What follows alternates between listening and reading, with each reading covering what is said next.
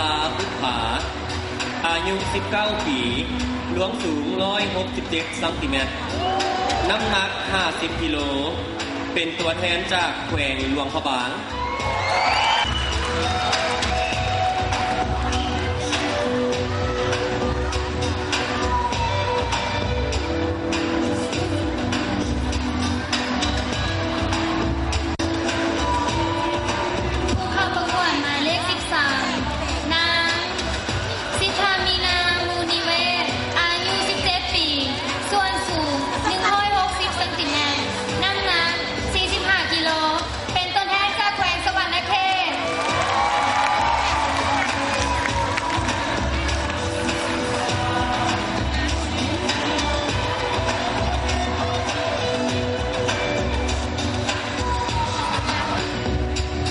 เข้าประกวดหมายเลข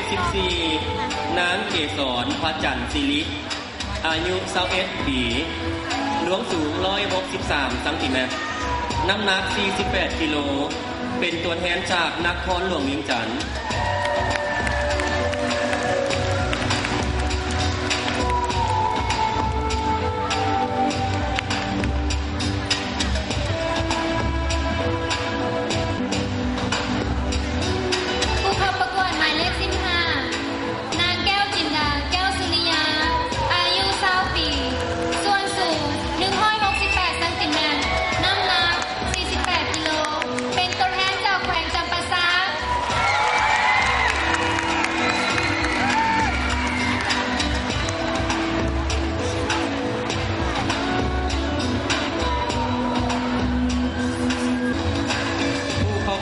หมายเลข16นางมณีวรรณวงศ์ภักดีอายุ17ปี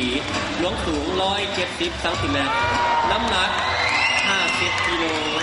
เป็นตัวแทนจากนครหลวงเวียงจันทร์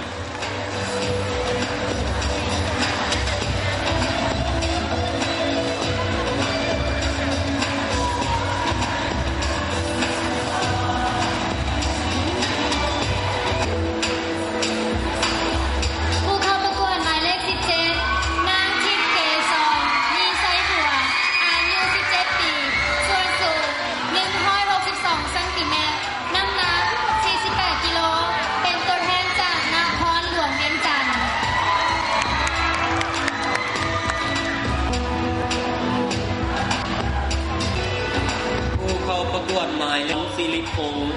อายุ19ปีหลวงสูง163เซนติเมตรน้ำหนัก51กิโลเป็นตัวแทนจากแขวงหลวงพระบาง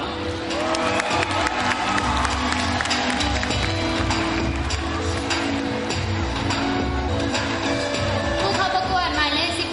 19นางทิพย์วรรณพิมพ์สารอายุ24ปีส่วนสูง170เซนติเมตรน้ำหนัก53กิโล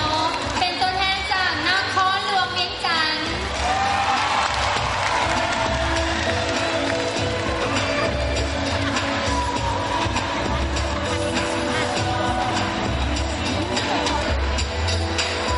ผู้เข้าประกวดคนสุดท้ายหมายเลข20นางลักษมีดวงมาลาอายุ20ปีหลวงสูง170เซนติเมตรน้ำหนัก53กิโลเป็นตัวแทนจากนครหลวงเวียงจันทร์